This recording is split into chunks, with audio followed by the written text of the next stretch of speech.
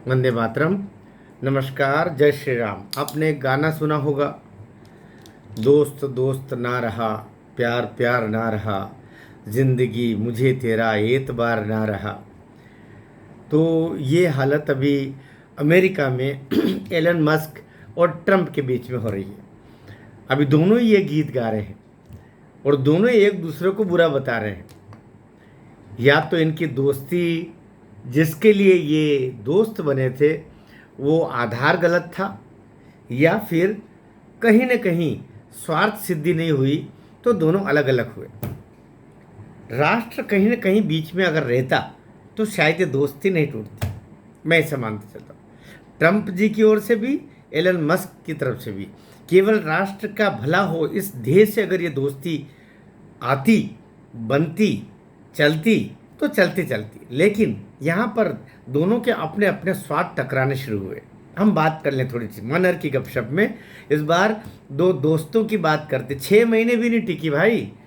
20 जनवरी 2025 को तो शपथ ली है और ट्रंप बने राष्ट्रपति, और अभी कहाँ चाहिए ये होगा तो कब कब जा कर के 20 जून और 20 जुलाई तब जा कर के इनके 6 महीने होंगे।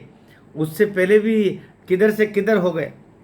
दोस्ती बिल्कुल दुश्मनी में बदल गई, बल्कि जानी दुश्मनी में बदल गई। एक तो ये होता है कि दोस्ती का लिहाज रख लेते थोड़ा सा, चलो ठीक है यार, है ना। वो एक शेर है, दुश्मनी करो जम कर करो, पर ये ख्याल रहे जब हम दोस्त हो जाएं तो शर्मिंदा न हो।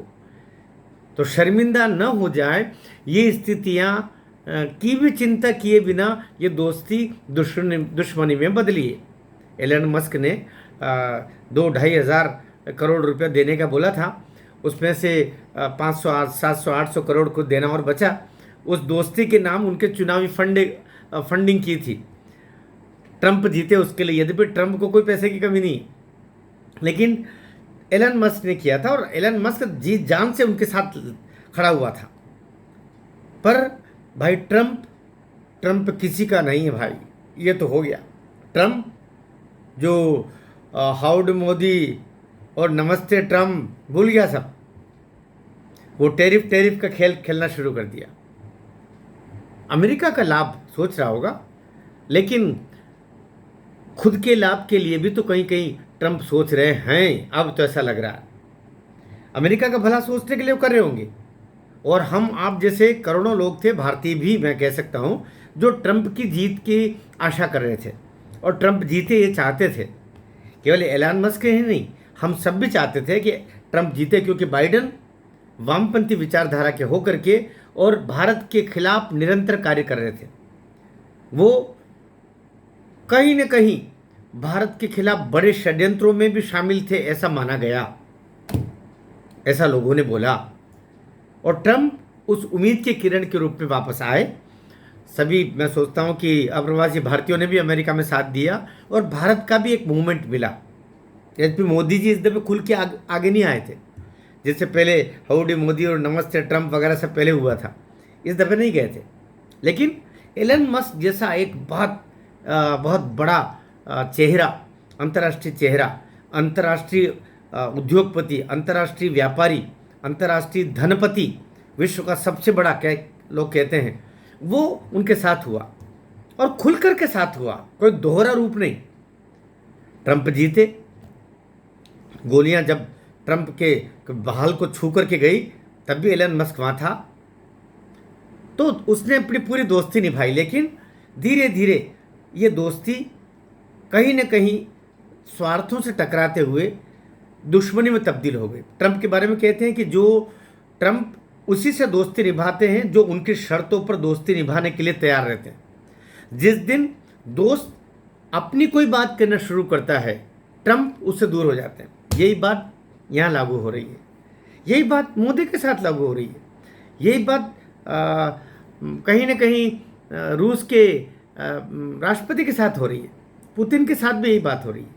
अब न पुतिन उनका मित्र है, न मोदी जी उनके मित्र है, न एलन मस्क इनके मित्र है। तीनों एक समय मित्र हुआ करते थे। सच पूछो, अभी उनका कोई मित्र नहीं है, ट्रंप की जहाँ तक बात करें।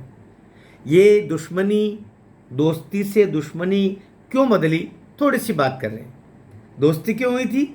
अमेरिका को वापस जो आर्थिक रूप से गड्ढे में चला गया उसको ऊपर निकालना, उसके लिए ट्रंप ने पूरे पावर दिए एलन मस्क को। वो अनधिकृत रूप से भी किसी भी विभाग में जा सकते थे, वे किसी भी बैठक में जा सकते थे, खुला था। और इसका सदुपयोग किया एलन मस्क ने, बहुत सारी छटनियाँ करवाई, गैर वाजिब फंड जो दुनिया भर में अमेरिका बांट रहा था उनमें बंदिशें लगवाई, काफ़ी कार्य किया और सब कुछ चाहिए यदि और लेकिन इसी बीच में मुझे लगता है कि एलन मस्क को भी ये पता नहीं था कि सत्ता में आने के बाद में ट्रंप टैरिफ का खेल करना शुरू कर देंगे और टैरिफ के नाम पर ऐसा हुआ खड़े कर गए कि खुद एलन मस्क जो 400 अरब डॉलर का मालिक था, 400 अरब डॉलर का मालिक था, जो बेचारा आज 300 अरब डॉलर पर रह गया। ये जब 5 नवंबर को जीते थे ट्रंप, उस समय एलन मस्क भी खुश था और मस्क की जो स्टारलिंक कंपनियां और उनकी ड्रैगन और ये सब चले गए थे, 450 अरब डॉलर का मालिक बन गया था। लेकिन आज की हालत में, इस लड़ाई झगड़े में, ये टैरिफ के खेल में वो 300 अरब डॉलर, 150 अरब डॉलर नुकसान पर चला गया है एलन मस्क। उसकी संपत्ति 450 से 300 अरब डॉलर पर चली गई। तब जाकर के उसको लगा कि ये तो अति कर रहा है, ये तो नष्ट कर देगा हमको।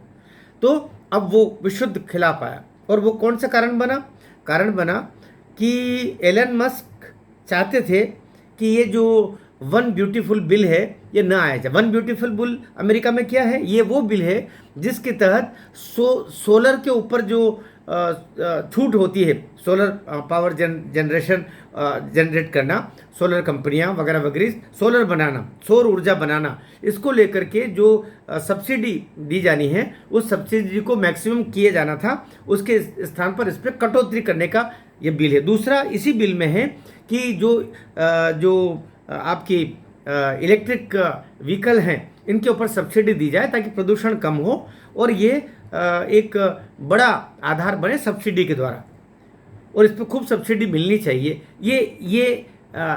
ये पहले था, लेकिन ये जो बिल है वन ब्यूटीफुल बिल, उसमें इन सारी सब्सिडियों को हटा दिया गया। अर्थात सोलर पर भी, सौर ऊर्जा पर भी जो कटौती था उसको समाप्त करने की योजना, और जो इलेक्ट्रिक व्हीकल है इस पर जो छूट मिलती है उसको भी समाप्त करने की योजना। और ये जो पास होकर के और अब भी अगले पायदान पे पहुंच गए, जैसे हमारे यहाँ लोकसभा से राज्यसभा में पहुंचते, तब खिलाफ खड़े हुए, क्योंकि एलन मस्क की जो टेस्ला है वो भी कहीं न कहीं कार कंपनी इलेक्ट्रिक व्हीकल के रूप में ही वो आगे उसको प्रमोट कर रहे थे और दुनिया के सारे बाज़ारों में उस रूप में जा रहे थे। और ये पर्यावरण के लिए सब दृष्टिकोण से अच्छा रहे। केवल टेस्ला की बात नहीं, सभी कंपनियों की बात थी और सभी व्हीकल्स की बात थी, तो ऑटोमोबाइल में तो उसमें जाना चाहिए। लेकिन मोदी ने यहाँ पर दूसरा रूप अख्तियार कर लिया कि ये हम अपनी ओर से क्यों छूट दें। ये कस्टमर पर निर्भर करता है कि वो पेट्रोल वाली ले, डीजल वाली ले, इलेक्ट्रिक ले, जिसको ले हम अपनी ओर से क्यों छूट दें। ये बहाना लगाते हुए अभी वो बिल लेके आ रहे हैं, वन ब्यूटीफुल बिल, जबकि ब्यूटीफुल सर का उसमें कोई मामला ही नहीं है। और इसी को लेकर के बड़ा मतभेद पैदा हुआ और एलन मस्क बिल्कुल अलग आ गए। मामला तू तड़ाक पर चला गया, मामला गड़े मुर्दे उखाड़ने पर चला गया। अभी एलन मस्क ने कहा है कि उनके जो जितने भी गलत काम हैं उनके फाइलें दबी हुई है, वो हम ट्रंप की अब निकाल के लेके आ रहे हैं।